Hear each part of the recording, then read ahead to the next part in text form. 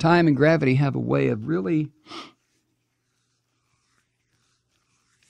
shattering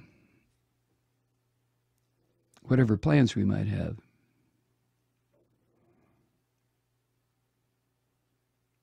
But the whole idea of health insurance is when you hit that brick wall, when all of a sudden you do develop something that, if not treated, will kill you, and if treated, will extend your life a bit. That's what health insurance is for, God damn it. That's what the Republicans took away from the people who put them in office.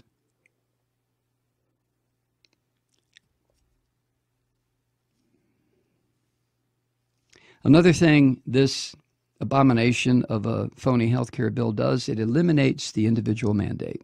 Okay?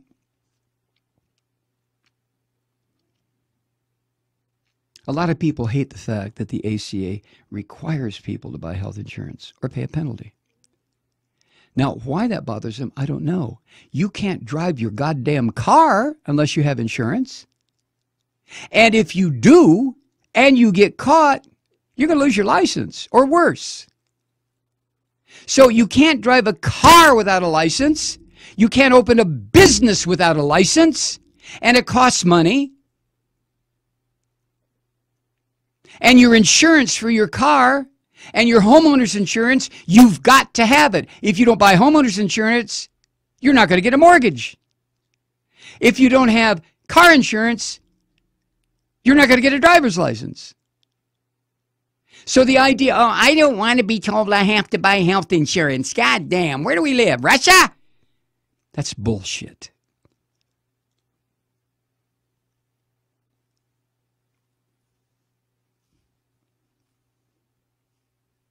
If we want health insurance, we have to pay for it.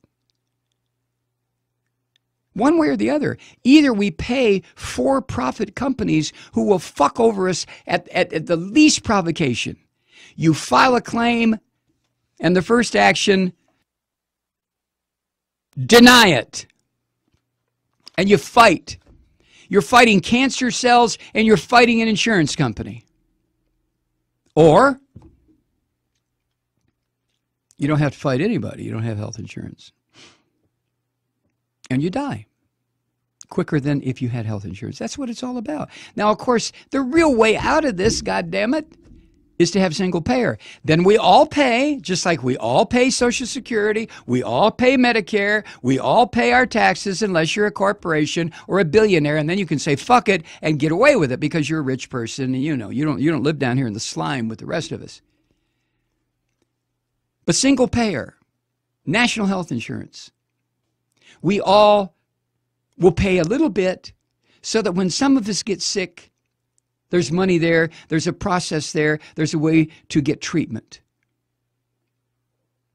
And the for-profit vampires, ghouls, sons of bitches are eliminated.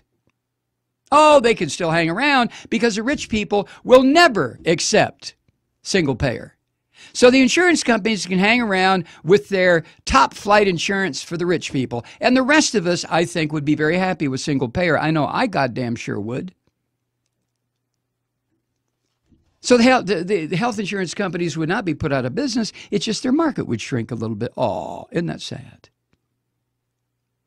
And that's one of the reasons that we're not going to let it happen this time with the American Health Act or whatever the hell they're calling this.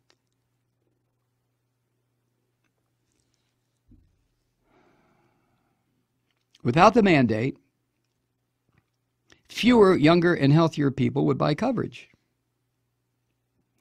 And this would lead to what health experts call a death spiral, as insurers raise rates because they're left covering people who are older and sicker, leading to even more people dropping coverage because they can't afford it. Eventually, companies stop selling policies directly to individuals in much of the country.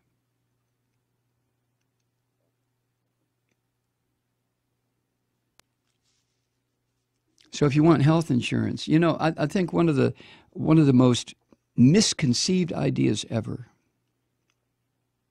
And I had it. I had this idea.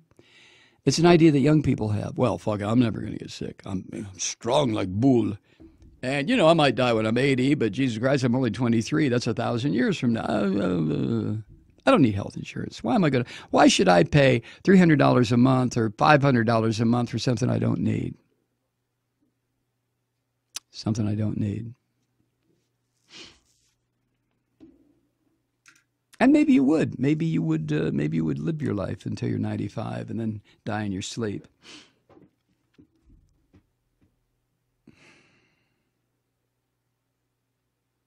But the odds are you wouldn't. So the individual mandate was very simple. Everybody has to chip in so that when everybody or somebody or a few of us or a lot of us get sick, there's money to take care of it.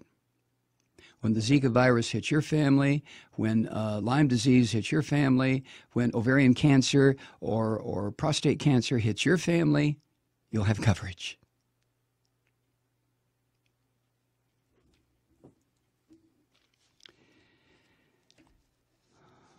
The American Health Act also destroys protections for people with pre-existing conditions.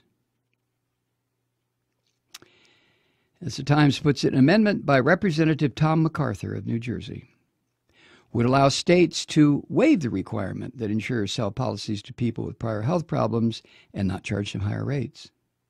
You don't have to do that.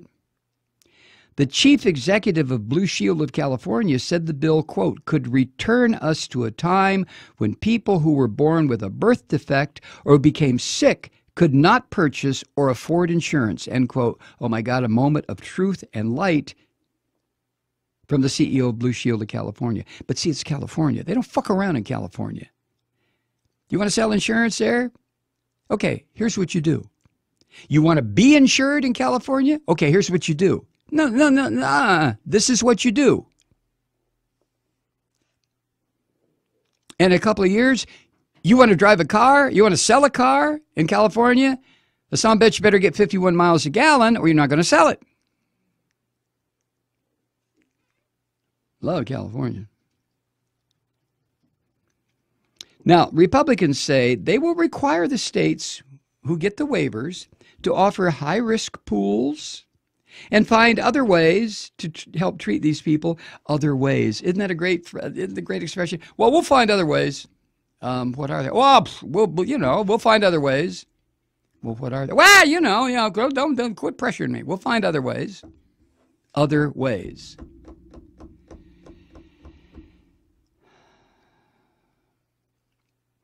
Now, the American Health Care Act that these pigs passed yesterday offers $138 billion over 10 years to help states pay for such programs. That works out to $13.8 billion a year. $13 billion. Experts say this is a joke. It is a minuscule amount of what would be needed.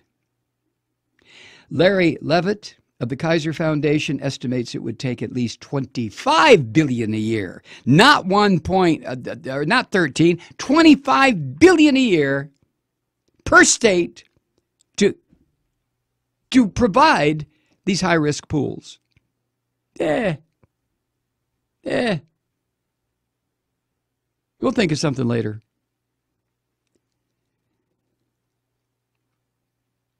Also, what these demons passed yesterday makes insurance less comprehensive. Less comprehensive simply means it doesn't cover as much. The bill would also let states waive a requirement under Obamacare that insurers cover a list of essential services. This means people in some places will not have access to maternity care or cancer treatment. God damn.